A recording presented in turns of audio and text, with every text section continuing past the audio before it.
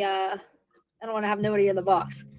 Everyone's like, we're trending this time. Woohoo! We're trending this time. Guys, we're trending for the first time. Like, on time. That's amazing. I have to grab something really fast that I almost forgot to grab. Very important. Hi, everybody coming in. How's everybody today? Why do I keep spelling things wrong? Oh, a wheel. You got a wheel, Gabby. Yay, first wheel of the show. Let's go. Let's go. Wheel, wheel, wheel. Yo, thank you guys so much for joining. Thank you for the gift, Cheyenne. Thank you. See, Heather and Brandon are in the building. Hello, everybody. If you don't know me, my name is Gabby, and this is my friend and mental health therapist, Sammy J. And you might be wondering what this is, because we're trending for the first time on the dot.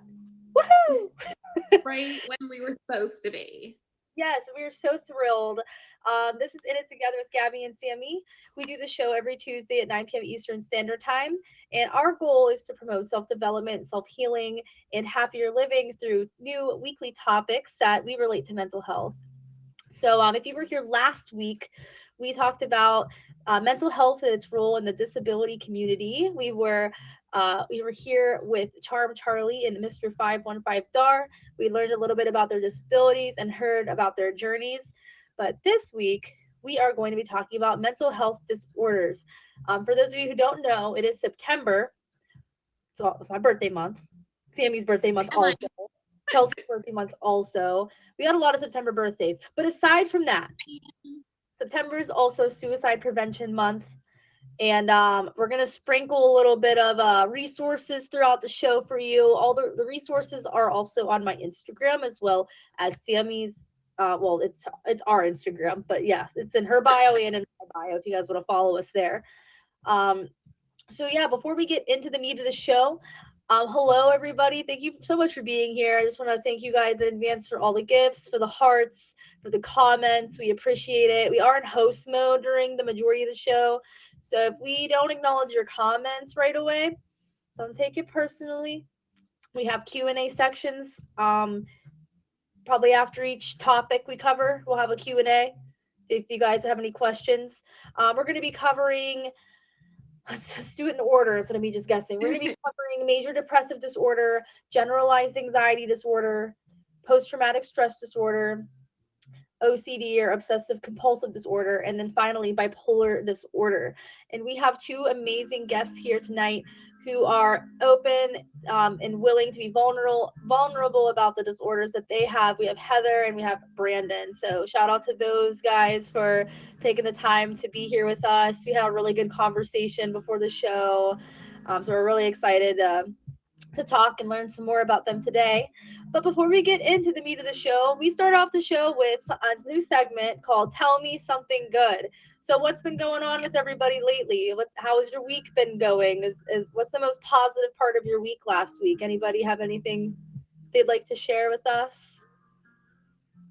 It was my birthday and my sister got married. So that was a week.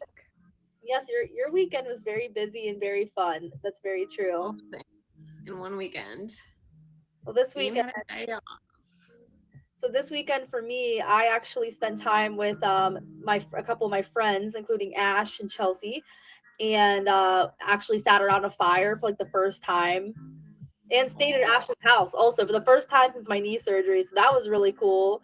How about anybody else here? Anybody else have anything fun or positive that happened to them this past week? Thank you, Brooke. Chris tried popcorners. Yes. I tried popcorners and they're great.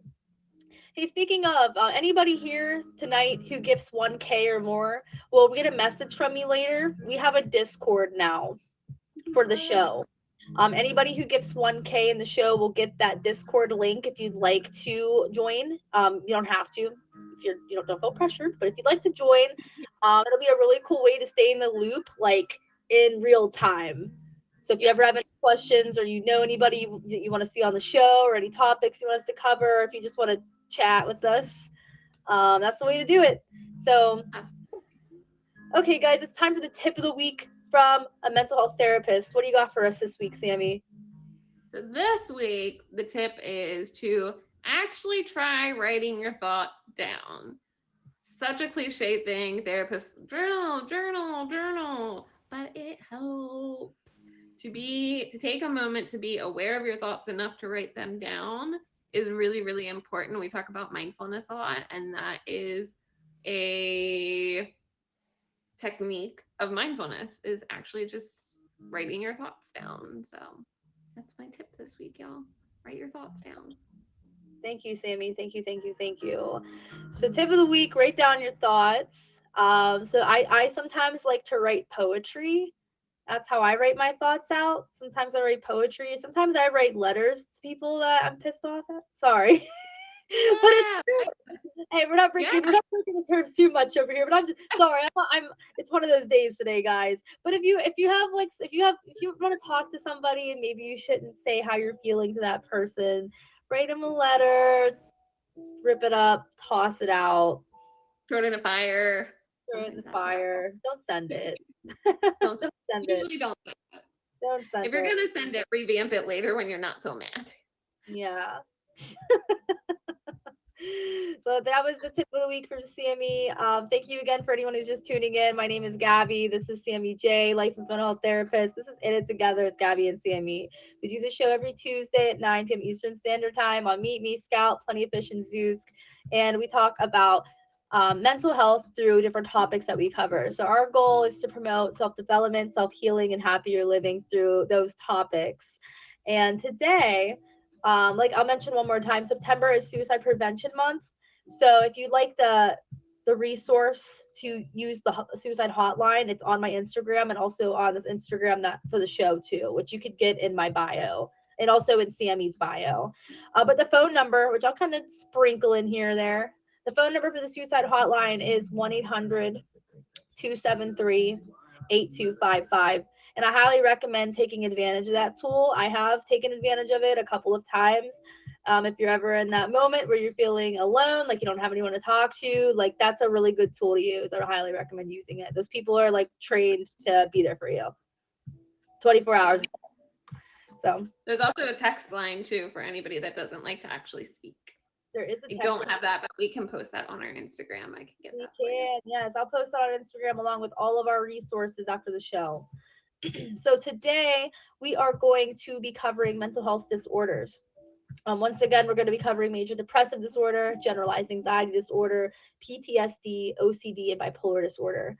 So let's get into it. So the first disorder we're covering is major depressive disorder. So this is one of the most common mental health disorders that people face. It can cause severe impairments in all aspects of life. It can kind of interfere with you carrying out a day-to-day tasks. What are the symptoms of major depressive disorder, Sammy? So there's quite a few of them. So depressed mood being one of them. So that like sadness, loss of interest or pleasure in most things. So not just like one or two, but a lot of different things.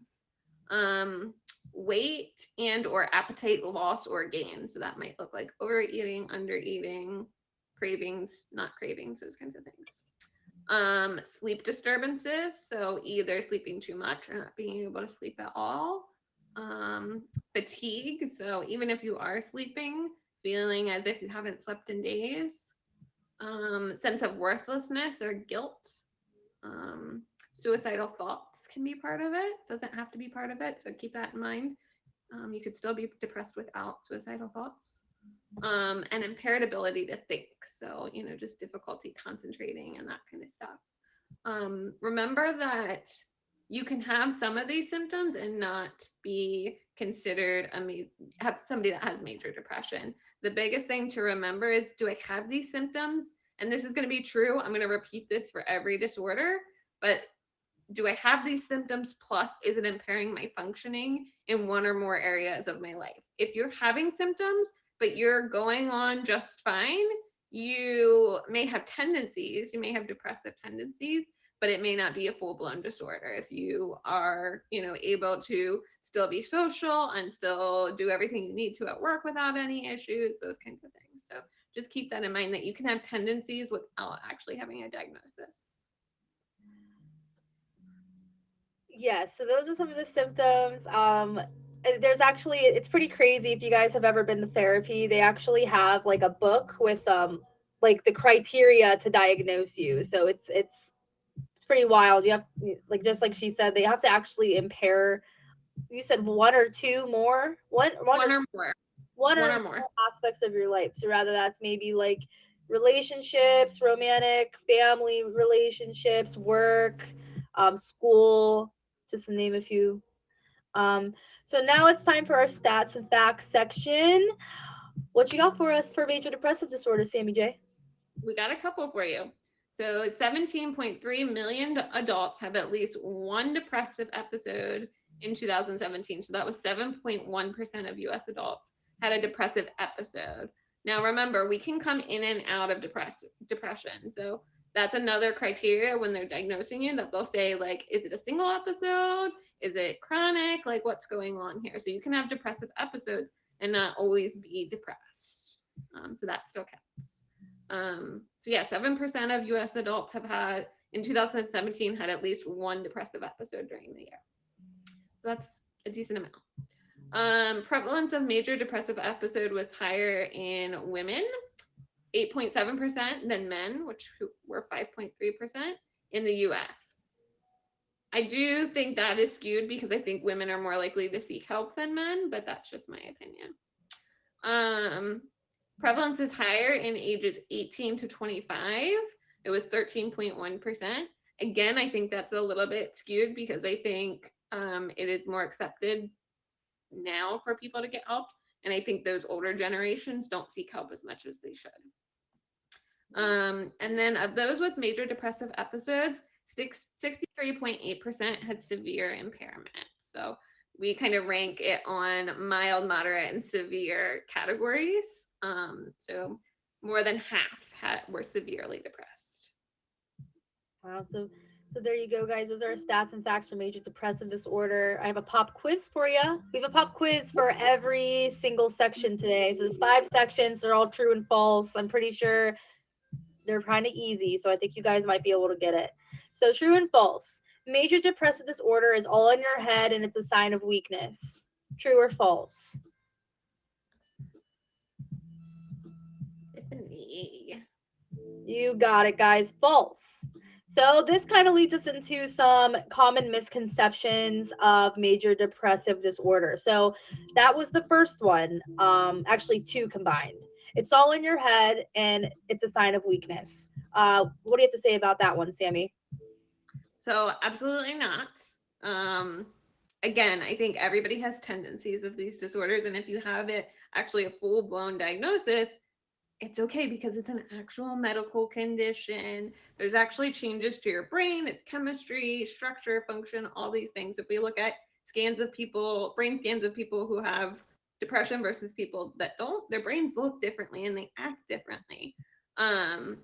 So, and sometimes this can be due to environmental things going on as well. So it's not, has nothing to do with how strong you are. The strongest of people have suffered from depression. So. Absolutely.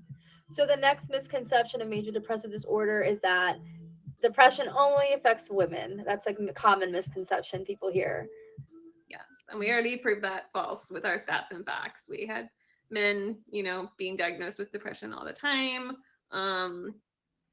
And again, I think it's just, it's faux pas for men to seek out therapy, but in reality, they are suffering, whether they're seeking help or not.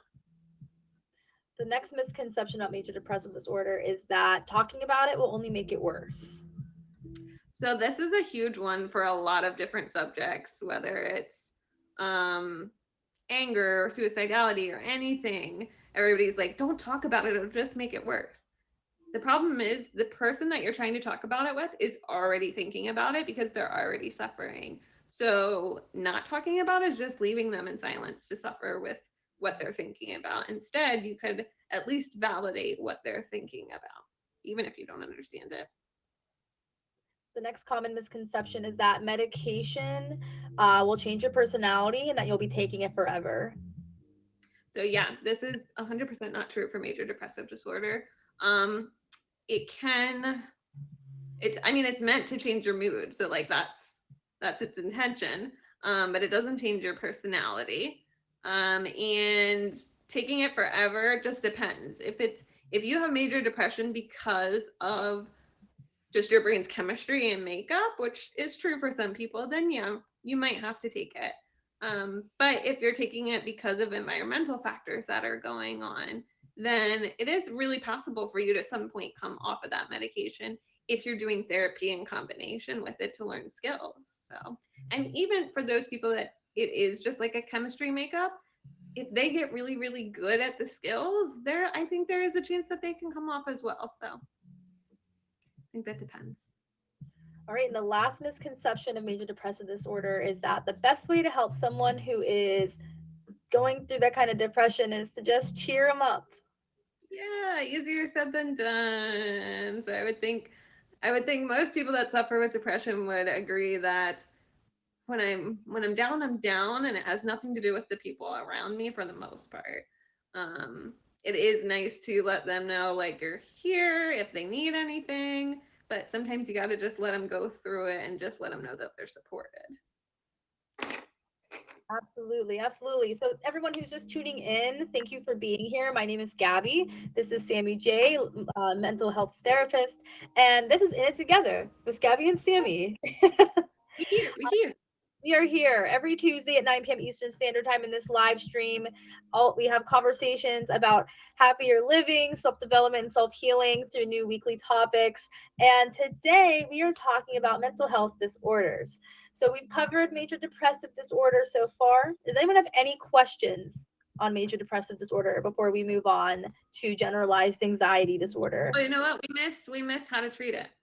Oh, yeah, that would be such a good thing to know. That'd Sammy, be really helpful. how do we're missing a big piece of the puzzle. How do we treat major depressive disorder, Sammy?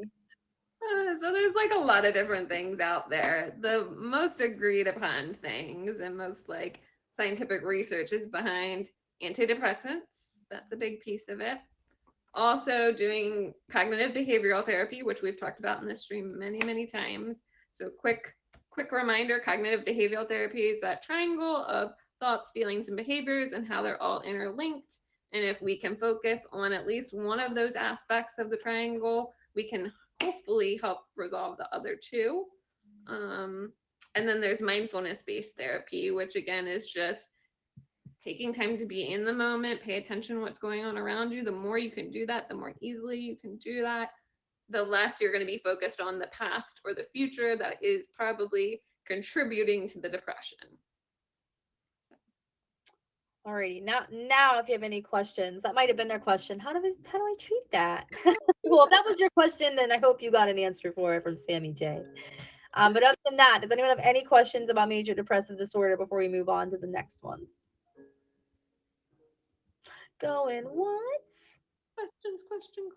going twice, 2.5, 2 3/4. That is true, Bucks. It is very prevalent. All right, guys, we're going to move on to the next one. Next, we're going to be talking about generalized anxiety disorder. It's something we've talked about. We actually talked about it. I had a whole episode on it once, actually. And then we brought it back up once season 2 kicked off a couple weeks ago. It was one of the 6 topics that we just kind of reviewed. So generalized anxiety disorder is excessive worry, excessive anxiety about different events, activities. Well, I'll show so many things that you could just deal with in life. Excessive worry or anxiety about those things, and it impairs different things in your life, different tasks that maybe you need to complete. And the worrying and the anxiety is excessive. It's more than just feeling anxious, because feeling anxious is something that all of us feel. We literally need it as a part of our fight or flight response for like protection and stuff. But this is excessive. Right. Just to answer stress, so you don't think I'm avoiding that question, I graduated from the University of Baltimore. So symptoms of generalized anxiety disorder, Gabby kind of hit that on the head with that, is excessive anxiety. So I'm not just like worried about a test, or I'm not just worried about, what's for dinner. It's literally almost every single thing makes you worry and makes you overthink. There's also difficulty controlling the worry. So some people can worry about something and then kind of put it out of their head.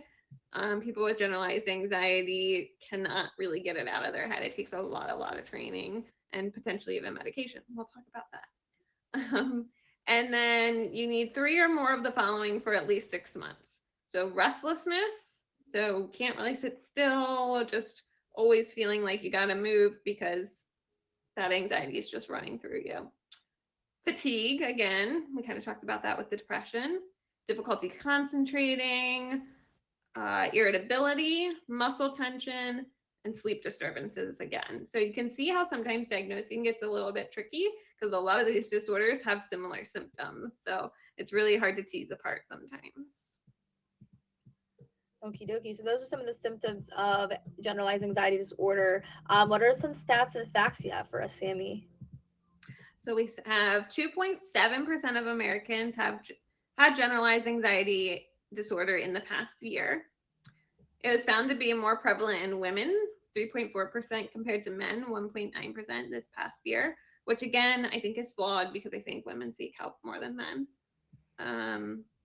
And then 5.7% of adults in America will have generalized anxiety disorder at some point in their lives. 5.7. Watch out. Just kidding. But seriously. Okay, guys, it's time for another pop quiz. True or false? Anxiety disorders stem from childhood, so treatment should focus only on that part of life. True or false?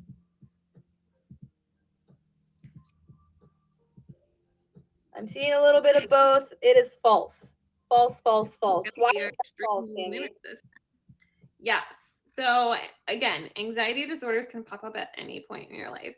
May childhood trauma can contribute to it? Possibly, yeah. But that's not the only reason people get anxiety disorders.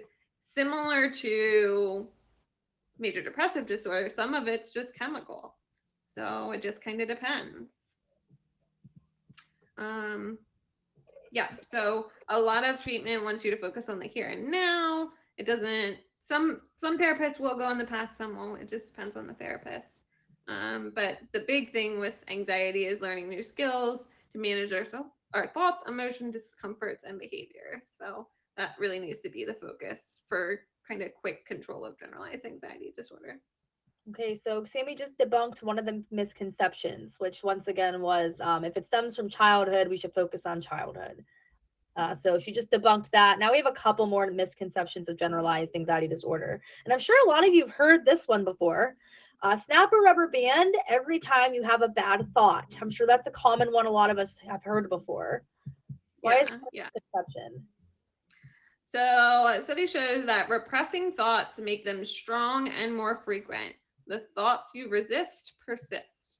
So you're actually doing more harm than good there. You want to actually talk about your thoughts, get them out, decipher through them, challenge them, change them, whatever you have to do. But you don't want to repress them.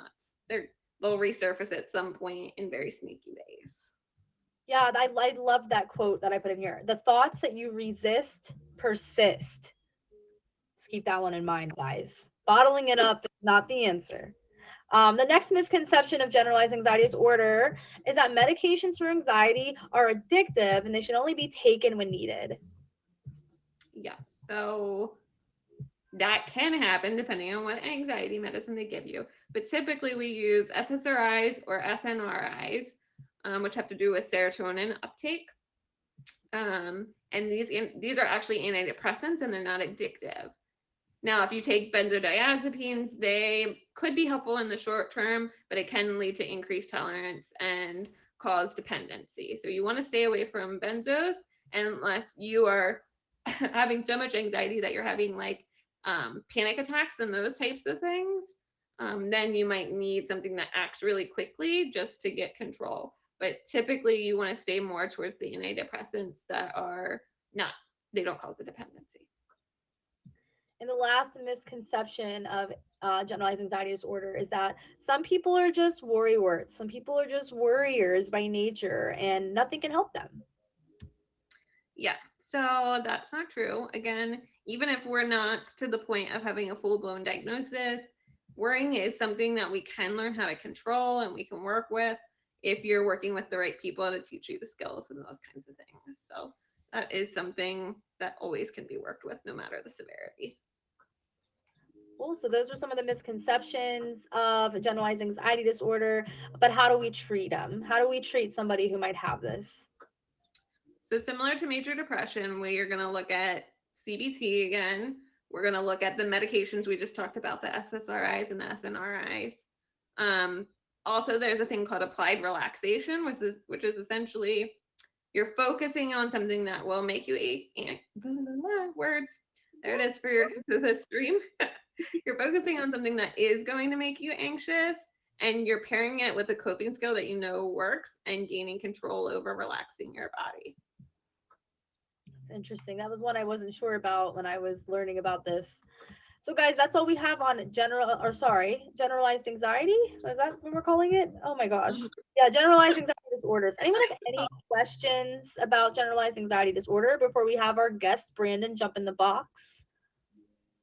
Questions. Your baby Brandon is coming up soon. Don't you worry, Daddy Pat. He's coming. Hello to everybody, by the way. Why is my intuition getting to where it is? Unfortunately, I don't really understand that question. Maybe consider. Yeah.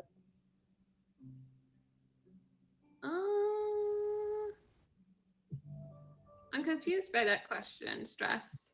Maybe think about the wording a little bit and save it for the end of the show and try again. I'm not sure what we're getting at there. Brandon. Everybody's yelling for Brandon in the chat. All right, guys. You'll have some more questions after we talk to Brandon, who can actually relate to what we're talking about right now. This is In It Together with Gabby and Sammy, by the way. I'm Gabby. This is Sammy. And then this is our guest, Brandon. Hello. Hello. How you doing, Brandon? I'm wonderful. How are you? I'm doing fabulous. So happy to have you here. But you like the background? I really am so happy to have you on the show, Brandon. I'm really happy to be here. Pat, I love you more. Oh my gosh, I didn't know we were gonna have a bromance in the chat. Pat and I have a bromance wherever we go, so it's fine. Well, I guess maybe he'll learn some more about you today. So, Brandon, for those of us who don't know who you are right now, please introduce yourself. Tell us a little bit about you. Hi, I'm Brandon. I'm a streamer on the app. I've been at it for almost a year. And I work in software and technology, so if you ever have your technology questions, you can pop by my stream and I can hopefully answer it. And then I'm a musician, so I sing and I actually play clarinet as well. That's really cool. Well, I know I didn't know that you were a musician, so that's really cool. You gotta serenade us sometime, Brandon. Yeah, I'll definitely consider that. It's something that I don't tell a lot of people on here. They just kind of discover it when they come into my stream and I'm like singing to the music. Well, you just told 289 people. It's fine. It's fine. You guys all better go to Brandon's stream after this so we can go hear him sing. I thought about it, so you guys might be lucky after this. Ooh, okay, I see you. So Brandon, so far we covered major depressive disorder and generalized anxiety disorder. Which one do you relate to? So generalized anxiety. So I've been diagnosed with general anxiety and social anxiety. Okay. So when did you must have gone to therapy to be diagnosed. When did you go to therapy? Like when did you start? 3 months ago. 3 months ago, okay. Yeah. What motivated you to make that decision to go to therapy? So it all started really at the end of the last year. I had a lot of death in my family at the very end of last year, and it really hit me hard. I tried to brush it off as long as I could. Tried to say, I don't need therapy. I can manage it myself. And then I was on vacation with my family. We went to the Outer Banks in the beginning of June, and I had a complete mental breakdown. Just really overwhelmed, and the social anxiety got the best of me. And I just kind of sequestered myself for the rest of the night. And I was talking to my aunt the next day, and she's, we were talking, and she's like, I think you need to go back to therapy, or you need to go to therapy. So it's actually something that Sammy and I talked about a little bit too, off stream, and I searched for a therapist for about 2 weeks, and then I absolutely love the place that I'm at. So It's awesome. So you're having a positive relationship with your therapist and stuff then? yeah, That's awesome. absolutely. Timmy, you have any questions? Yes. So what are some skills? I know you just started not too long ago, but what are some skills so far that you've learned from therapy that you find kind of helpful? So one thing that we're working on is mindfulness. Kind of just making myself aware of what's going on and working through it. One thing that I'm really good at doing when I have those episodes and stuff like that, and I know it's probably a big no-no, is just completely distracting myself and trying to forget it. Repressing my feelings. Like one of today's misconceptions, and it would hit me hard. Like I would completely shut down. I would just put my phone on do not disturb, listen to music, or watch TikToks and not talk to anybody, and just like fall off the face of the earth. But working with this guy, working with my therapist, he's really helping me understand why, and work through that stuff. So it's still early, but we're getting through it. Awesome. Cool. So what's been the biggest challenge for you as somebody with a generalized and social anxiety disorder? Not letting it get the best of me. I'm, it's the biggest thing with the social anxiety is, I'm not the skinniest guy. So going out into social situations where I don't know, or people I don't know, how are they going to conceive me? Am I going to be able to do this, and this? I'm starting to get the attitude, forget it. Don't let that get to you. Sometimes I'll like scope a place out and see, what it looks like and stuff like that. But just not letting it get the best of me. Try to fight through it and overcome it. Okay. So what's some way that your family, your loved ones, your friends can be supportive to you when you're in those moments where anxiety is getting the best of you? Leave me alone. Just it's one of those things where I don't like to be bothered.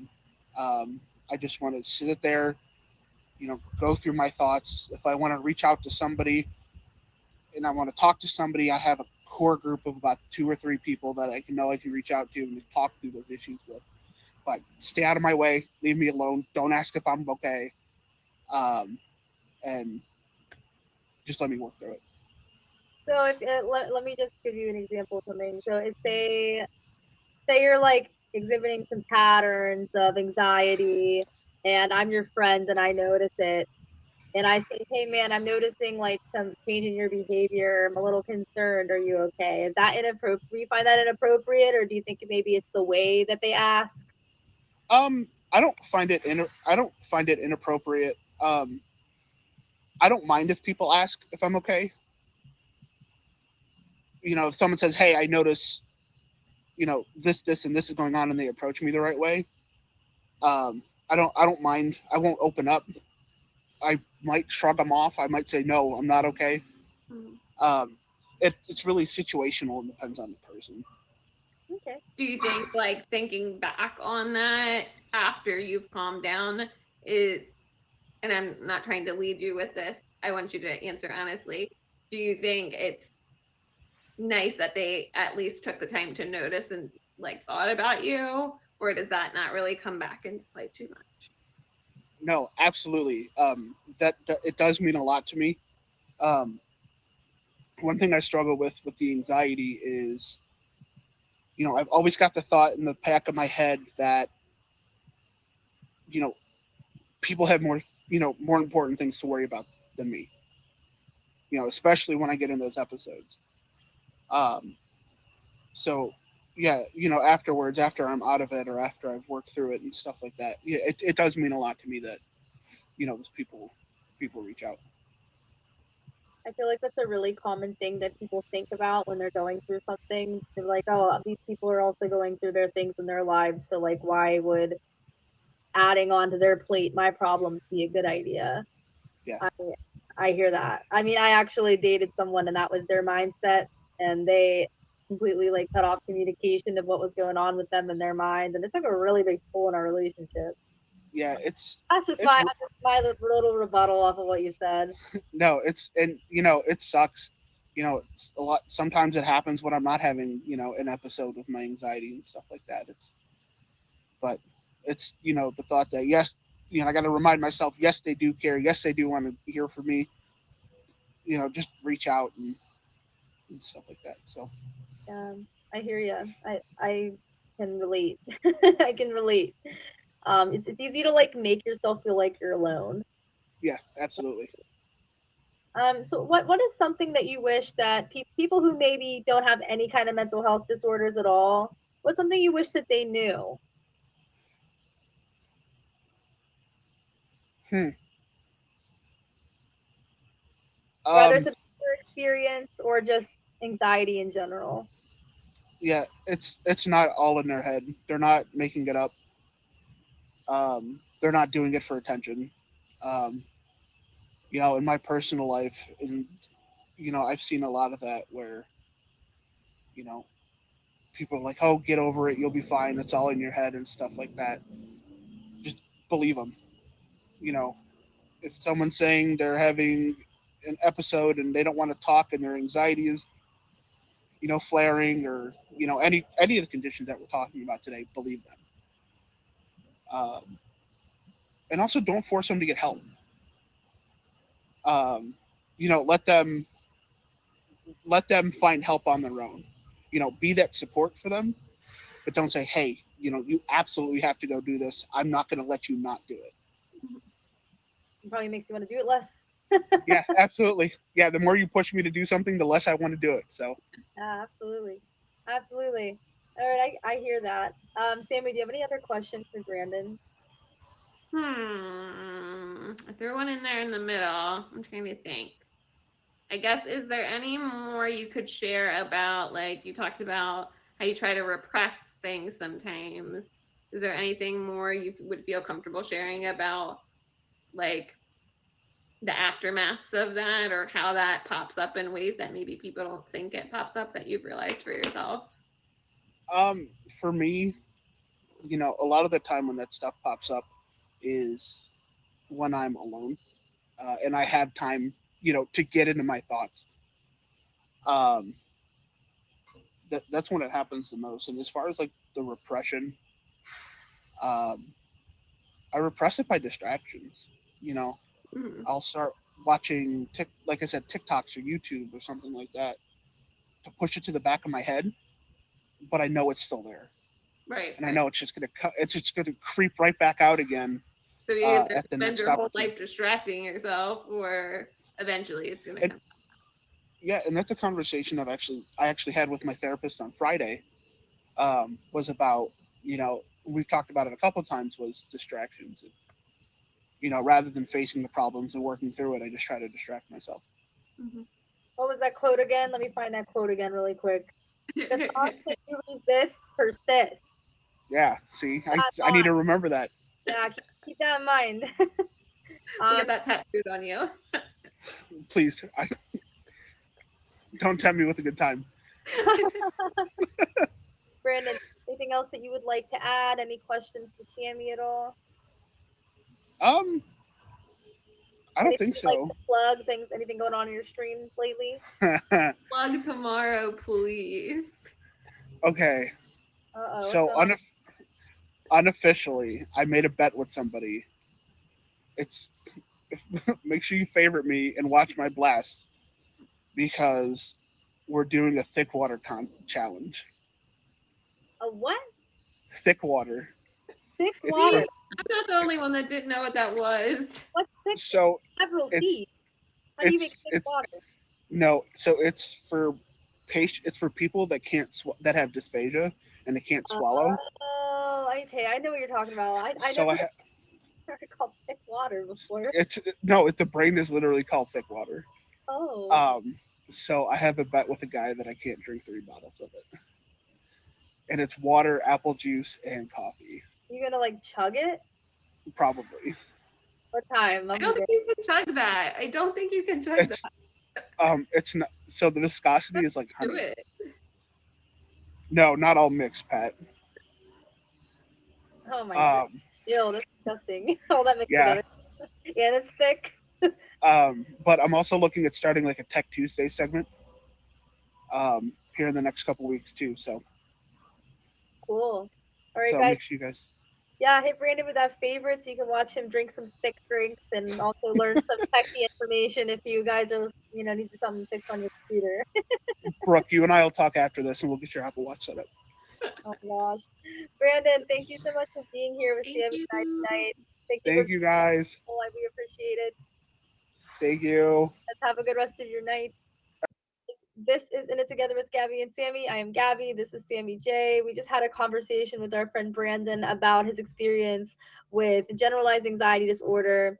On this show, we talk about happier living, talk about self development and self healing through different topics each week, and we relate those to mental health in some way. Um, I would just like to shout out once again that it is September, and that means that it is suicide prevention month. So if you guys are ever looking for resources for the suicide hotline, which I highly recommend taking advantage of, if you are in that situation, you can find the number on my Instagram. You can also find it on the show's Instagram. Both Instagrams can be found in my bio as well as Sammy's. She's on this side, backwards for me. Also, I am going to just say it right now. If anybody wants to write the number down, the number for the suicide prevention hotline is 1-800-273-8255. And part of what we're doing today is spreading awareness of that by bringing to light some mental health disorders. So far we've covered major depressive disorder and generalized anxiety disorder. And now it is time to talk about post-traumatic stress disorder, which is something I actually have. So I can relate to this a lot. So I'm going to start you off with just kidding, no pop quiz yet, but it's coming soon. Yep. So post-traumatic stress disorder develops after you experience some sort of stress, some sort of traumatic event beyond a normal stressor. So a lot of people think of military veterans who've been in combat, different types of assaults, accidents, things like that are super traumatic, way over like a regular stress. So that's PTSD in a nutshell. What are the symptoms of PTSD, Sammy J? So symptoms can be one or more of the following: distressing memories of the event. So again, not just like remembering here and there, but distressing being a keyword there. Distressing dreams of the event, flashbacks, psychological stress when exposed to any cues that are a reminder of the event. So when either something within you or outside of you reminds you of the event, you start to develop anxiety or some other kind of psychological stress. And then there's also physiological reactions to cues that are a reminder of the event. So something might happen that reminds you of it, and your heart might increase. You might get nauseous. You might sweat. All those kinds of things. Tremble. Anything physical. It also involves avoiding memories, thoughts, or feelings related to the event, or avoidance of external reminders that are a reminder of the event. So a lot of avoidance going on, whether it's internal or external things. That could be people, places, events, all kinds of stuff, anything outside of yourself that reminds you of the event. Two or more of the following: inability to remember parts of the event, so there's pieces missing. Negative beliefs about oneself, others, or the world, so feeling negatively about those things. Blaming oneself for the event or what happened after, that's a big one. Persistent negative emotional states, so constantly just feeling in this negative place. Loss of interest in significant activities, detached from others, or unable to experience positive emotions. So you don't have to have all of those things, but two or more of those things are involved. And then also two or more of the following: irritable or angry outbursts, reckless or self-destructive behavior, hypervigilance, which hypervigilance is just kind of like being on edge all the time. You're kind of always like on guard, waiting for something bad to happen. Exaggerated startled responses. So, maybe somebody shuts the door a little bit loud and you jump out of your skin. That would be an exaggerated startle response. Problems with concentration and also sleep disturbance. So again, we have symptoms mixing in from like major depression and anxiety. They share a lot of these things, but this one looks pretty different than the other ones because of the trauma. Yeah, and that's so I have PTSD also, and I guess I've had it for a while and didn't really realize until I got diagnosed. But if anybody is joining us, so Sammy's a therapist and they have a book that, just like she said, one or more of the following, two or more of the following. So they look through all these things, and based off of if you reach the criteria, then you have the diagnosis. And again, remember, if you have these symptoms, but your impairment is, or your functioning is not impaired in one or more areas of your life, then you just have a tendency towards it. You don't have an actual diagnosis. So again, if you're like, well, I have these symptoms and I can't make it to work, or I can't make it through my whole day at work, or I can't get all my work done because of these symptoms, or I can't go hang out with my friends, then that's an impairment in your functioning, and seeking help would be really beneficial for you. Absolutely. Absolutely. So what are some stats and facts about PTSD that you have for us, Sammy? We only have a few for this one, but 3.6% of adults in the US have had PTSD in the past year, as well as prevalence is less in women for this one, 1.8 versus men who are 5.2% in the US. That's interesting. That is very interesting. So I have a pop quiz for you guys. That's another truth or false. PTSD occurs immediately after a traumatic event. True or false?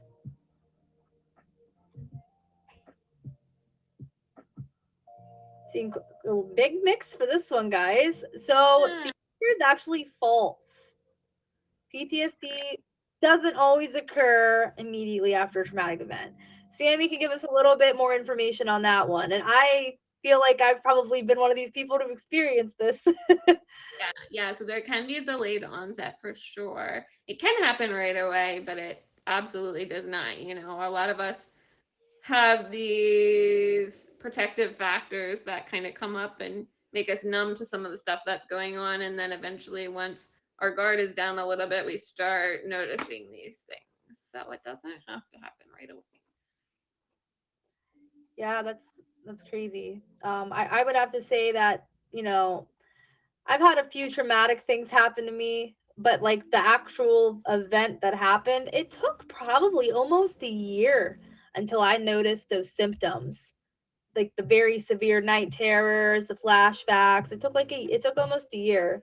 So the delayed onset PTSD is 6 months or more after the event, like Sammy said. So that's a common misconception. We have a few more for you.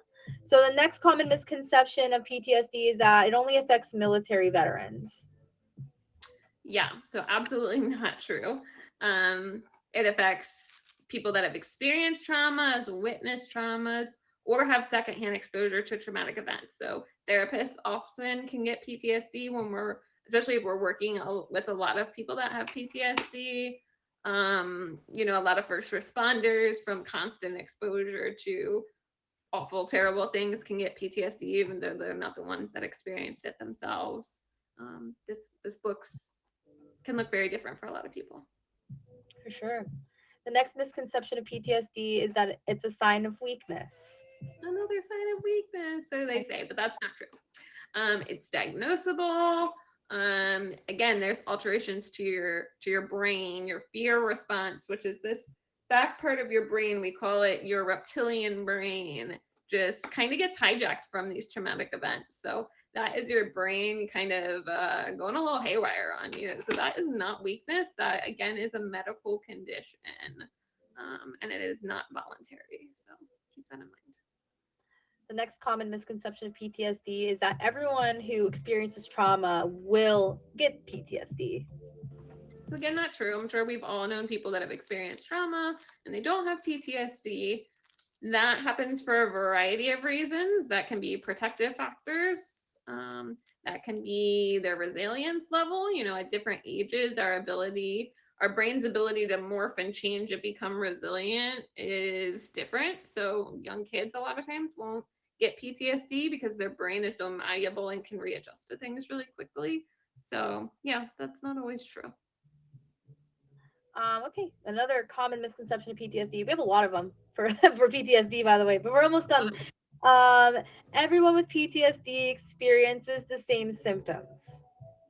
Absolutely not. I just read you a multitude of different symptoms, and you don't have to have all of them. So clearly, people's experiences vary depending on what symptoms they're having. So, And another misconception is that all people with PTSD are violent. so again, not true. Now, we did talk about the fact that you could be irritable, have angry outbursts. I think people get this misconception from, movies showing war veterans coming home and waking up out of their sleep. I know Grey's Anatomy had that with one of their doctors, kind of like strangled one of the doctors in the middle of the sleep, and it was a big deal. But that is not super common. So, Yeah, they depict that kind of stuff in movies. yeah. So that's unfortunate. So that's kind of like how I was like, I never ever ever assumed that I had PTSD until they told me, and I was like, oh, okay. So yeah, another misconception, we have two more. PTSD will just go away over time. Yeah, probably not, because again, it's not just a lack of control. It's your brain going a little haywire and that reptilian brain back here taking over your brain. So that's not going to just stop on its own. You have to train your frontal lobe here to take back over. So, yeah, no. The last misconception is that PTSD is not treatable. So we're actually going to talk about how to treat PTSD. So let's just jump right into that to debunk that one. So again, we're looking at CBT for PTSD, always a good one. Again, looking at thoughts, feelings, behaviors, how they all interlink, and how we can work on one of them to change the rest of them. Cognitive processing therapy, which is pretty similar to CBT. It's again just looking at changing the way we're thinking about things. And cognitive therapy is very similar as well. Then there's prolonged exposure, whereas this is where we actually take parts of your trauma and kind of expose you to them and teach you how to use coping skills to bring yourself back down from that. So similar to what we talked about with some of the stuff with anxiety. So lots of good options out there. Yeah, that one is really scary. It's actually something that I was gonna consider getting into myself, but then like a lot of traumatic stuff happened when I was gonna get into that. And my therapist was like, "You need to wait. Like right now is not the good time for you." All right, guys. Anyone have any questions about PTSD before we move on? We have two more diagnoses left. Are we talking to you for a little bit, or? If you have any questions for me, if you have any questions for me, I have PTSD, so I'm an open book. I can answer anything. So if anybody has questions, ask Gabby. Let me think off the top of my head here. So let's ask you some of the questions we asked Brandon. When did you decide to seek out treatment for the PTSD? Well, the PTSD was kind of like not originally why I went to therapy and stuff. I went to therapy in like 2017. Well, I went to a mental health facility because I had an end of life plan, and they actually discovered there that I had an anxiety disorder and bipolar disorder. And then after I got treated for that and I started seeing a therapist, I actually had a very traumatic thing happen to me that I won't mention on here. But a year went by and then I started having crazy night terrors. I would wait and I didn't really understand what was happening because I never experienced it in my life. Like I would wake up screaming, crying, sweating, and I would just have a panic attack. Like even if I tried to take a nap, like if somebody were to like open a door a little bit, I'd wake up and just start panicking. It was the weirdest thing.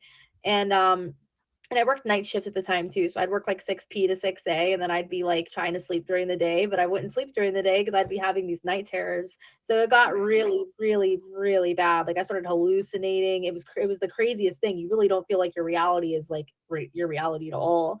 So, eventually, since everybody's working with the therapist already, we mentioned those things and they were like, oh yeah, you have PTSD. Gotcha. What are maybe some skills that have helped you with your PTSD symptoms? Well, it's not really. The worst part of it was the night terrors. I'm medicated now for that. I've learned a lot of breathing exercises that help me kind of like bring myself back to where I'm at. I'll listen to there's like an album I like that I meditate to. I'll put that on and I'll try to like relax and just try to remind myself like this is my reality right now. That's not what's happening. And it's been a while since it's been really bad, but those are some of my coping skills. Like bringing yourself back in that present moment. Yeah. Getting lost in those thoughts, those memories. Okay. You guys got any questions for Gabby? Things you want people to know that don't have PTSD? Oh man.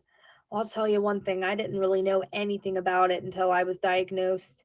It really is terrifying for the person who has it. It's absolutely terrifying because maybe you'll be hanging out with somebody, but if something triggers them, they're no longer in that moment hanging out with you. They're reliving that event. And it's hard to be there for somebody in that moment. It really is. Actually don't know. I don't know what to even say to like for someone to help me. I don't really know. I'm usually alone for most of those experiences. Although one time it happened at a Walmart. But I was like, I like had a flash. It was the weirdest thing. It was the only time it ever happened in public, but I had a flashback at a Walmart and it was just so weird. I felt like my reality was just distorted. Yeah, I guess you just gotta be patient and open-minded and try to be empathetic even if you don't understand. Yeah, validation, right? Yeah, for sure. Charlie wants to know what keeps you moving. What keeps me moving? Charlie keeps me moving. I don't know, honestly. I'm just a really optimistic person. I'm really resilient just by nature. So just knowing that, every situation isn't permanent, you might as well like just be positive and try to find the good things to be grateful for. Gratitude's huge, just putting it out there. Like, I journal. Sometimes I write down things I'm grateful for. Either that or I like verbalize it to myself. That kind of stuff. Awesome. Okay, so I think that's probably the gist of PTSD. Our guest Heather might have something to say more into that too. But if you guys don't have any more questions, we're gonna move on to where are we at here? OCD, Obsessive-Compulsive Disorder. And if you're just tuning in, my name is Gabby, and this is Sammy J, mental health therapist, and this is In It Together. We do the show every Tuesday at 9 p.m. Eastern Standard Time. We talk about coping with emotional, social, and psychological well-being. We promote self-healing and self-development and happier living by providing education on new weekly topics, and those topics we relate to mental health in some way. So far we're covering mental health disorders today. So far we have covered major depressive disorder, generalized anxiety disorder. We had a chat with Brandon about his experiences, and now we've covered PTSD, and we talked a little bit about my experience as someone who has PTSD. Now it's time to talk about obsessive compulsive disorder, and I'm going to start off with a pop quiz for you guys. OCD is when, true or false, by the way. True or false? OCD is when someone obsesses over hand washing, cleanliness, and being neat. True or false?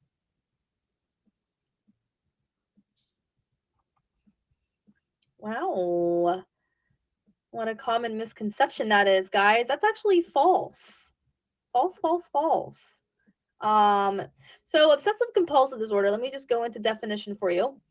So it's a disorder when you have uncontrollable reoccurring thoughts, which would be the obsessions, and behaviors, which are their compulsions. And you want to do these things over and over and over again. You want to keep repeating and repeating and repeating. And it's not because you want to, it's just the OCD Really at all. because you think something bad or awful is going to happen generally. That's true. You know what, we're gonna get into that actually, you know, since there's already chatting about it. What are the symptoms of OCD, Sammy? Yeah. So first is what Gabby was saying, obsessions, right? So obsessions are defined as thoughts, urges, or images that are intrusive, unwanted, and usually cause anxiety or distress.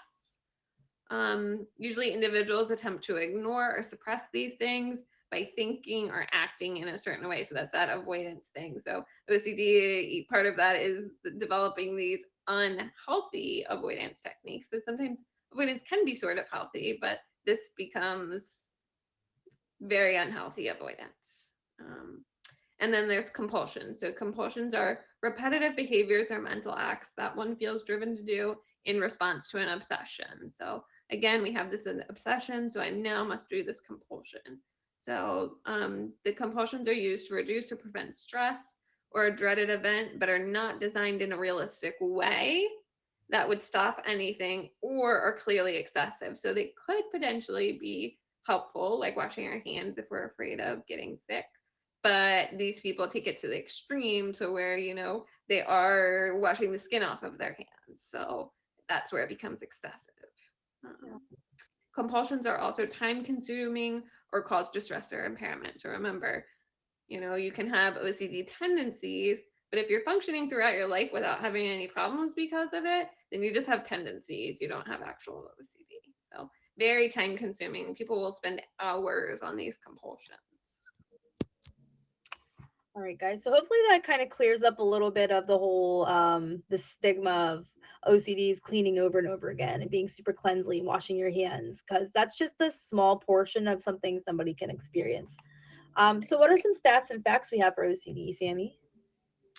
So we have 1.2% of adults in the US had OCD within the past year.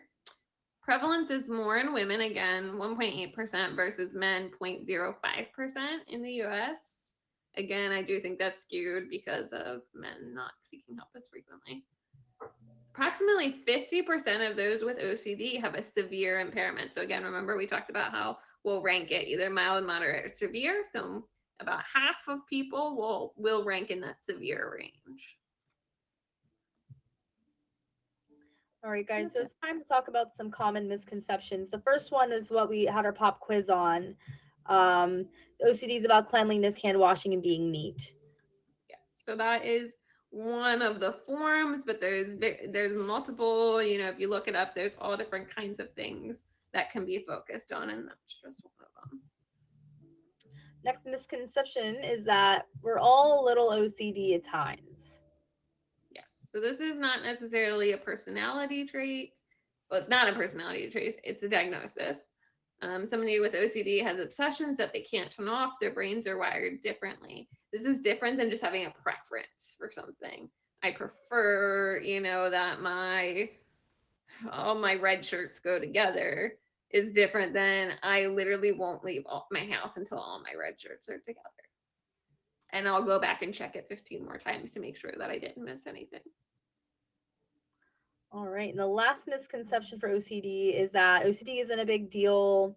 People just need to relax, not worry so much. Yeah. So this isn't an overreaction to stress. It's not about logic. It's about trying to find relief from anxiety. So for whatever reason, people have found these compulsions, and somehow at that moment that they did something, they felt some relief and they clung to that and they said, this is giving me relief, when in reality, it's really causing them more stress by not doing it. So How do we treat OCD? This is kind of a rare one, probably the rarest one out of the 5 that we're covering today. I don't know anybody with OCD personally. yeah. So if you're that person, hopefully you're learning something today. And if you're not that person, hopefully you're still learning something today. Yes. So there are medications.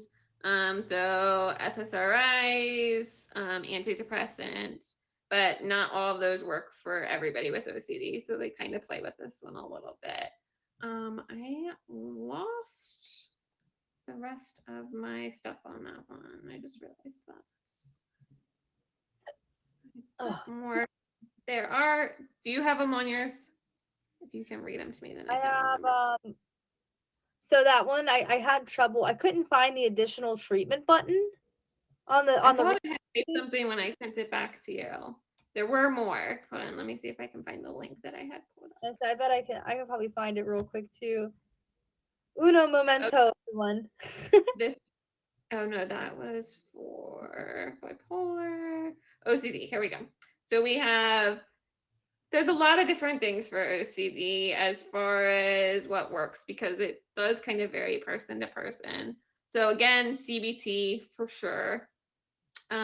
Exposure and response prevention. So this is similar to what we were talking about with the PTSD, is where we're going to expose you to the thing that's making you feel uncomfortable, and we're going to make you sit there with it, and we're going to use coping skills, healthy coping skills, not compulsions, to help kind of bring you down and relieve that anxiety.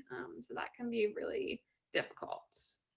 You can also, some people also need so much help that they have to do like partial hospitalizations, inpatient day programs, these kinds of things, because it's something that you really need to put a lot of intensive work into, because the minute you let yourself go back into these compulsions, you're going to lose the progress that you made. So you really need to work on it really intensively. So it's harder to do on a just like week by week or every other week outpatient program. Okay, I saw that we had some questions. So, just to 85, yes. So, prevalence is more in women, 1.8% versus men, which is 0.05% in the US when it comes to And this is just in the US. yeah, when it comes to an OCD diagnosis. Caitlin said, not sure when we are allowed to ask, but can reoccurring thoughts of the same thing, even if it's irrational, or be considered OCD? I'm confused on that one, Caitlin. Try again. I don't know if we Okay, missed yeah, a you could ask word. again. Well, make sure you guys hit us with a favorite if you'd like someone like us in your life. We do the show every Tuesday. We talk about mental health through different topics every week. We promote self development, self healing, and happier living through different topics. All of our resources will be posted on Instagram after the show, too, if you guys want to see where we're getting our information from. Yes. So, and since we're pausing for a minute, it's Suicide Prevention Month, all September. So, if you guys are looking for resources for that, you can find them on either my personal Instagram or the show Instagram. The phone number for the suicide hotline, which I recommend using if you're in that position. It's very helpful. It's very scary to call, but it's worth it. It's 1-800-273-8255. So Caitlin said, like thinking the same irrational thought over and over, could that be considered OCD, or is that just anxiety? Like to the point where it's all you can think about. So I think that would need more like in-depth teasing apart. That's kind of what we've been hinting at here, that a lot of these diagnoses have very similar symptoms and they overlap a lot. So you would really have to work with a therapist to kind of tease that one apart to see how severe it is, are there compulsions behind it, those kinds of things. So it could be either of those things. All right. If we don't have any more questions, we're going to move on to our final mental health disorder for the night. Chest pain. I'm not sure about chest pain, Kenny. Chest pain for OCD, probably not as much as anxiety or PTSD. So thank you guys for tuning in. This is In It Together with Gabby and Sammy. We've been covering mental health disorders this evening. And my cats are fighting right now. Great. At first I was like, you have a child at your house? No, my two fur children, yeah. Sorry about that. So BPD is actually borderline personality disorder, and they are not the same thing. We're actually going to talk about bipolar disorder right now. We don't touch on borderline today, but maybe in the future we can touch on that. So anyway, I have a pop quiz for you guys for bipolar disorder. True or false? Once again, this is the last quiz of the night. Bipolar disorder is another way to describe mood swings. True or false? Chico, to answer your question, I'm an LCPC. Yep, you're right on the money, everybody. False. Good job. That is, that's a common misconception in bipolar disorder. We're going to get into that in a minute. But bipolar disorder, it's also known as manic depressive disorder, are dramatic shifts in not only mood, but also energy level, sleep, activity level. And that can also cause an impairment in your everyday life tasks that you need to do. And this is really more dramatic than like the average, like, oh, sometimes I just have mood swings. Like, we're all humans and that's something we all deal with, but this is dramatic and causes like, it makes it hard to like complete tasks that you need to complete in your life. Again, remember that impairment in functioning, right? One or more areas. So, symptoms of bipolar disorder. So, we already talked about major depressive disorder. So with bipolar disorder, we have the mania and we have the major depressive episode. So I'm not going to go through all those major depressive symptoms because they're exactly the same for this. So you're going to have periods where you have those symptoms, but you're also going to have at least one period, usually more, but sometimes people just hit their mania once, of mania. So mania includes elevated, expansive, or irritable mood, and high energy or goal-directed behavior. So it's very over the top, whether that's irritable or just big energy. And sometimes with goal-directed, it's that idea of like, I have to do this, I have to do this. They're like kind of driven by a motor almost. Inflated self-esteem, again, that big confidence, big over the top, which again, if they weren't in a manic episode, they wouldn't have that self-esteem and confidence. So that's not just people that are like that all the time. We're gonna get there, Chico. Decreased need for sleep. So they may only sleep a couple hours, maybe 2 or 3 hours, or they may go days without sleeping. That's not very uncommon. More talkative than normal. So again, they're just gonna be like, and normally they wouldn't be. Again, some people are just like that in general, but when you're in a manic episode, you're typically not that way unless you're in a manic episode. And again, back to the decreased need for sleep, they cannot sleep and not feel tired.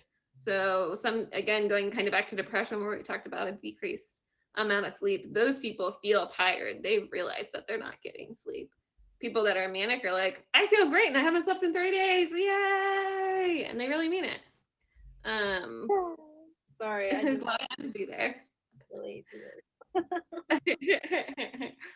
Flight of ideas. So you might have a really hard time keeping them on task because they're going to jump from idea to idea. Everything's going to sound really great and wonderful. Distractibility, again, hard time keeping them on track. Lots of ideas going on there. Increase in goal-directed activity, we kind of talked about that already. And then excessive risky behavior, which is what Chico was talking about. So that could be risky spending, that could be sexual behaviors, that could be like dangerous, like let me go jump off a bridge or go skydiving, or something impulsive that they wouldn't normally do. Some people are just like adrenaline, but this is something they wouldn't typically do. So that's bipolar disorder, specifically the manic episodes in a nutshell. This is something I also admit that I do have. I am bipolar. My bipolar 1. We'll talk a little bit more about that soon. What are some stats and facts you have for us, Sammy? So 2.8% of adults in the US, 5.7 million, had bipolar disorder in the past year. Prevalence in women, again, 2.8% versus men, 2.9%. So very close in this one. In the US, having bipolar disorder in the past year. And then estimated 4.4% of adults in the US experience bipolar disorder in their life at some point. All right, I have a question for you. Since it says at some point, does that mean that it's a cure? It can be cured? So the way I read that is it doesn't always start at the same point for everybody. Bipolar disorder is one that is vastly more chemical. So that's a harder one to say like it's cured. I do think people can really, really get a good control over what triggers their different things going on, whether it's the depression or the the mania. And I think they can learn really good skills of how to deal with it when it happens. But I think it's always something that's going to be happening. Okay. Just curious. I just saw the way that was written and I just wanted to, I don't know if anybody else might be confused by that, so I wanted to ask. So we have some common misconceptions, and I see maybe Kane came in late. He asked, is it bipolar or mood swing? So no, bipolar. We talked a little bit about how it's excessive changes in mood, energy level, sleep, activity level. Mood swings are something that people just get sometimes. It doesn't mean you're bipolar if you get mood swings. So saying, oh yeah, I'm so bipolar. Well, that's kind of offensive to those people who are coping and suffering with bipolar disorder, because that's not even close to what bipolar disorder is. But anyway, we have a couple common misconceptions of bipolar disorder. And the first one is that all people with bipolar disorder have the same symptoms. Yeah, so that's not true. Again, I just read you a whole list of different symptoms and stuff, and they don't all have to be included. So again, there's a variety of different things. There's also 4 different types of bipolar disorder. So there's bipolar 1, which is the most severe. You alternate between manic and depressive episodes. Episodes last a full week to months and can be so severe that they need to be hospitalized. Bipolar 2 is the same as bipolar 1, but the episodes are less severe and don't last as long. They may last a couple of days, a couple of hours. Then there's I always struggle with this word, cyclothymic disorder. Cyclothymic disorder. So this is having extremely frequent episodes, but is not as severe as being not severe enough to be diagnosed as 1 or 2. So you're cycling a lot quicker, but the symptoms aren't as severe. And then there's the other specified or unspecified bipolar related disorders. So this is where we like have some of the pieces, but we don't have quite all of the pieces. So you kind of get that other option.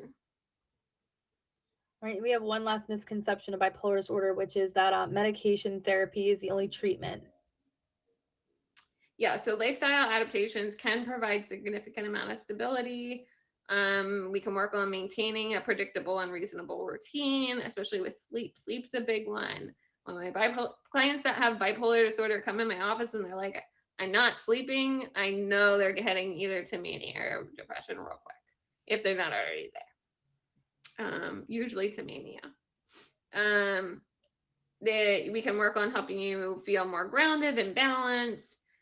Eating healthier is a really big thing, paying attention to like how much caffeine you're bringing in to your body, all that kind of stuff. We've talked about nutrition on here before. Balanced meals and exercising can also help. Exercise is huge because exercise is going to help you burn off a lot of that energy and promote lots of balance of good chemicals in your brain. So there's lots of other stuff you can do. Absolutely. All right, Sammy J. How do we treat? We talked about we talked a little bit about it, but what are some other ways that we can treat bipolar disorder? Yes, so there's family focused therapy. So a lot of people with bipolar disorders need a support system. So we will focus on the family, whatever that family looks like. That may look different for every single person. And helping them figure out how do we react together in ways that can be more helpful to help support that person. Then there's intersocial and rhythm therapy. So the person with bipolar disorder keeps records of their sleep, wake, and activity levels for the therapist. That's the rhythm therapy part of it. And really just like getting on a good cycle with that. The intersocial piece is working with a therapist to discuss how different social activities cause them to react in different ways and coming up with like problem solving techniques to not repeat the same things over and over again. CBT again, that's a big one. I'm not going to go over that one again. There's also DBT, which really focuses on a lot of mindfulness, a lot of like acceptance, a lot of building resilience. There's a multitude of factors with it, and it's usually done individually and with a group. So you're learning you're processing things individually, and then you're learning how to kind of deal with it with a group and seeing how other people deal with their own stuff. And then group psychoeducation, where it's strictly just a group of people that have bipolar disorder that work together to kind of strategize and note things between all of them. It is still run by a therapist, but a lot more interaction between the different participants. And then Oh, and then medication, sorry. Mood stabilizers, antipsychotics, antidepressants. There's antidepressant, antipsychotics, and then there's anti-anxiety medicine. So lots of different things to try to kind of play with and see what kind of stabilizes the chemicals the best. yeah, and I tell you what, when I got diagnosed with bipolar disorder, it was a gamble with the meds. Some meds just don't work too well with everybody, and some of them work great. So don't be discouraged about the medication aspect of it. Jen had a great question. How do you get tested for bipolar disorder? How do you get diagnosed? You go to a therapist and they evaluate you. That's the only way. Yeah. Or a Yep. psychiatrist, but generally you want to start with a therapist. Yep. Alrighty, guys. Do we have any other questions about bipolar disorder before we have Heather join us in the box? This is In It Together with Gabby and Sammy. I am Gabby. This is Sammy J. And then now we have Heather joining us. Heather, hello. Hi. Hi, how are you doing? Hanging in there. Thank you so much for joining us today. I appreciate you so much for being here and for getting a little bit vulnerable with us today. So for those of us who don't know who you are, let us know about you. Tell us a little bit about yourself. Well, I'm Heather. I don't really stream on here as much, so I'm kind of like on and off the app, but I've been on the app for 2 years, I want to say. I'm a mom, I'm an employee for the state, and I'm a student also. Well, busy bee. Busy Mhm. bee. So we've covered a lot of different diagnoses today. Which ones do you relate to? PTSD, major depressive disorder, anxiety, and bipolar. Wow. So it's at some point you've had to see a therapist Mhm. to get diagnosed. When did your therapy journey begin? It really started when I was in middle school, but it didn't actually officially start until 2016. So when it happened in middle school, I was kind of like bouncing in between therapists because I don't do very well with therapists. I'll just be completely honest with you. I have a very hard time trusting somebody, and I don't like to do homework. And that's all that a lot of the therapists wanted to do was give me homework. So the last 2 therapists that I've had have been absolutely phenomenal. And I was with the first one since 2016 up until 2018. And then when I got back into it in 2019, up until now, it's the same therapist. So Cool. Sammy, do you have any questions? So I'm going to ask you the same question I asked Brandon. So what are some skills that you've learned over your years of therapy that you find kind of to be the most helpful? breathing techniques is a huge one for me specifically. Any specific one? Do you like know the names of any of them or anything? I don't know the names of them. I just know starting from the belly and up. That is one that helps me tremendously. Like I live by that. Push the belly out, not the shoulders, right? Yes.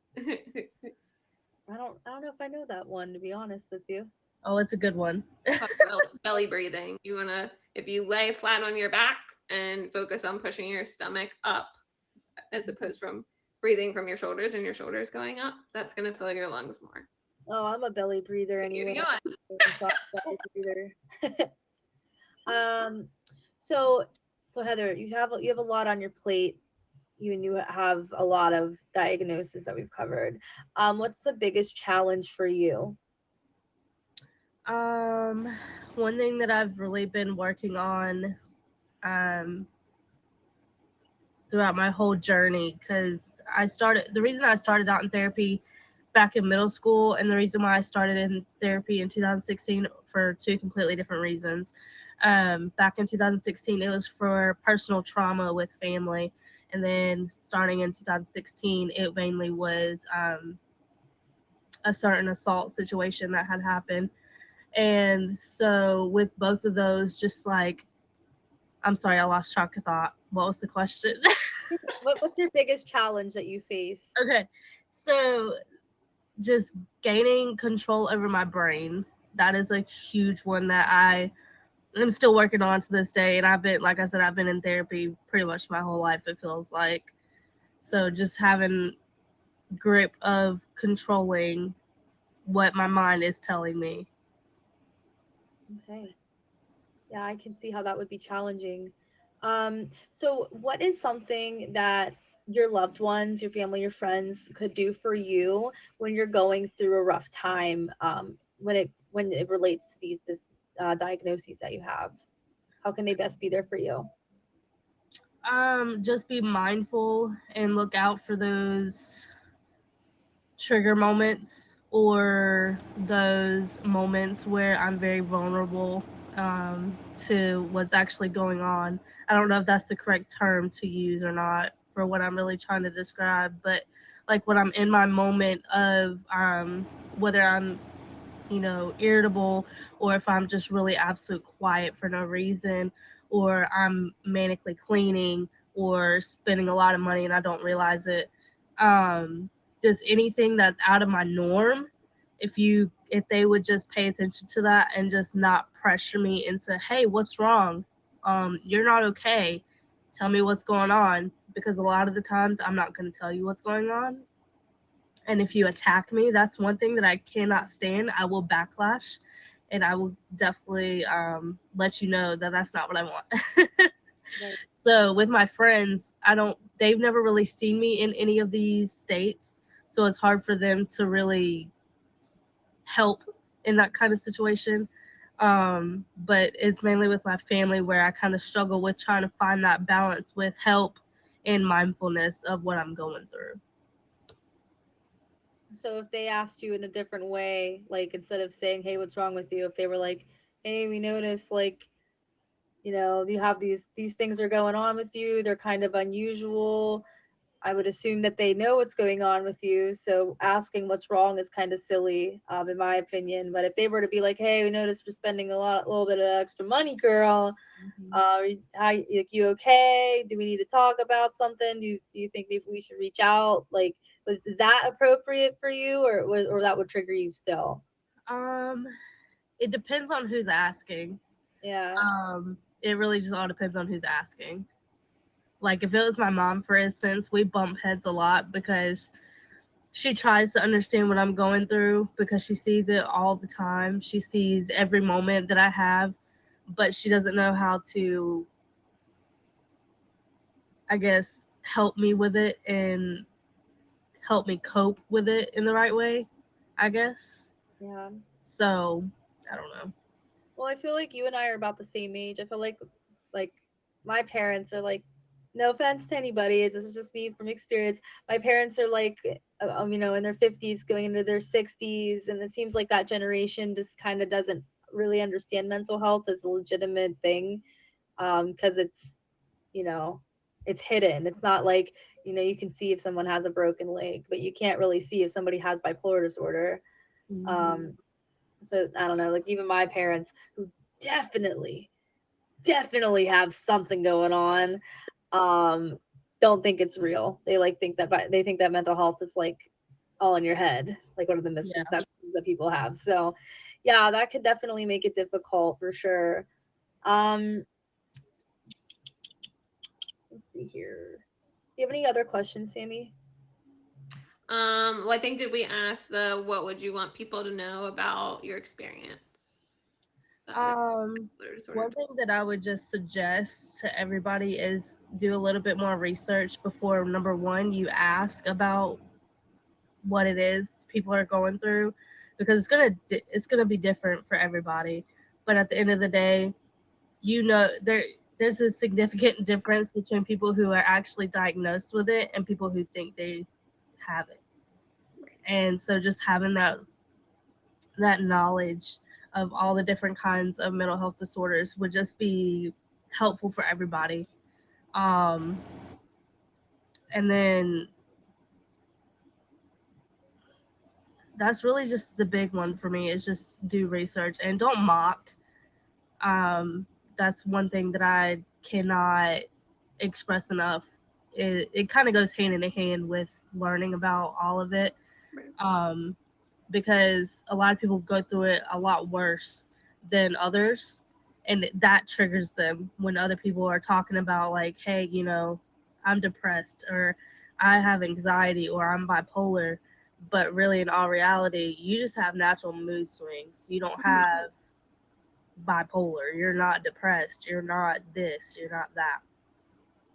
So don't make comments that are going to keep continuing stigmas for people. Right. Break the stigma. Yeah. Recall. That term. What a throwback. Who was here when we were break the stigma? Hit a one in the chat. Who was here? Who was here when we were break the stigma? Just Sean? Fun. I think I was there. I think I was. I can't remember. My memory is awful. Right, it was right I'll around give you that. right around Thanksgiving last year. We were still break the stigma for a few weeks. Yeah, I think so. Yep. Heather, thank you again for taking the time to be here and for getting vulnerable on the show. Do you have any questions for Sammy, or anything you'd like to add, or anything you'd like to plug that's going on in your streams or anything like that? Nothing really is going on in my stream. I'm just a normal person. I don't have any shows or nothing like that. I don't really stream over here as much, but you can favorite me if you want to. I do go live every now and then. But no questions. Just thank you for having me. Thank you for Absolutely, joining Heather. us. All right, Heather, we'll see you later. Thank All you right, so thank much. you. Hi, Have a good. Heather. Do you guys favorite Heather? Too late now. Just kidding. She'll probably comment in the chat or something. Well, guys, this is In It Together with Gabby and Sammy. I'm Gabby. This is Sammy J. And we do the show every Tuesday at 9 p.m. Eastern Standard Time, where we talk about um, self development, self healing, happier living. We relate everything we cover to mental health. And today we covered mental health disorders as a way to spread awareness for Suicide Prevention Month, which is all through September. So we have our resources for that on Instagram already, and our resources for all of the disorders we've covered, which are major depressive disorder, generalized anxiety disorder, PTSD, OCD, and bipolar disorder. All of those resources will be posted within an hour on our Instagram. So make sure you follow us. If you press my name, my personal one is in there. If you press Sammy's name, sorry, my name is over here. If you press Sammy's name, the In It Together Instagram is in there. You could also just press the Instagram in my Instagram bio. It's there too. So thank you guys so much for being here. I just want to say shout out to my gifters. Thank you guys for all the love. We have Brooke Falls, More Mizrab, and It's Jay for my top three. So make sure you hit them with that favorite. And also shout out to Lexi Ann, Brandon, Cheyenne, Daniel, Dawn, Carino. Thank you guys so much. Next week, wow, this is going the slowest ever in the entire world. Next week, we are covering time management and how mental health plays a role in that. So if anybody here struggles with time management, and I think many of us do, including me, you're a procrastinator, if you tend to be late to work, or if you tend to be late in general, or if you just feel like you don't have a routine, this will be a really good episode for you next week. Sean, I'm not calling you out, but but you are the one that laugh reacted to that, okay? I wasn't singling Sean out, I promise. But it might be a good episode for Sean to watch. Hey, I'm in the same boat, guys. Yeah. If you guys have any other questions for Sammy, did you learn anything today? If you guys learned something today, hit a one in the chat. What'd you learn? What'd you learn today? Sean didn't learn anything. He put a 2 in the chat. Yeah, thank you guys so much for being here tonight. If you guys have any other questions, let us know. You can reach out to me or to Sammy. Make sure you definitely hit Sammy with a favorite. She is a live streamer on here. She streams almost every weekday morning at 8 a.m. We're slowing down a little bit with that 'cause I'm back to work, but I try to stream as often as possible. My schedule's not working so much for me anymore, though. And trust me, I love that that's what you learned from this. That's our goal. Yes, absolutely. Crazy is a derogatory term. We're not crazy. We just might have a mental illness. Yeah. Which is It's okay. medical. It's okay. It's, it happens. No different than being diabetic. Right, absolutely. I love that everyone has something going on. Yes, absolutely. Yeah, we all do. We all got things going on. Alrighty, y'all. We're gonna call it a night. I would stay on, but I have to actually start physical therapy in the morning for my knee surgery. So, we're making progress. So we're gonna call it a night now, guys. Make sure you favorite me before you go, so you can come here next week for time management. I think it's gonna be a very interesting episode. I think we're all gonna learn a lot. You misjudged Awesome. me. Hi, everybody. Really, Billy, you're gonna throw a wheel in there at the end? If it's a lightning dragon, I might die. Yeah, I Nope. probably would too. Absolutely. Shout out to Heather and shout out to Brandon for being here tonight too. We appreciate you guys. Thank Thank you you. guys. Love you all. I'm gonna jump out of here. Bye, everyone.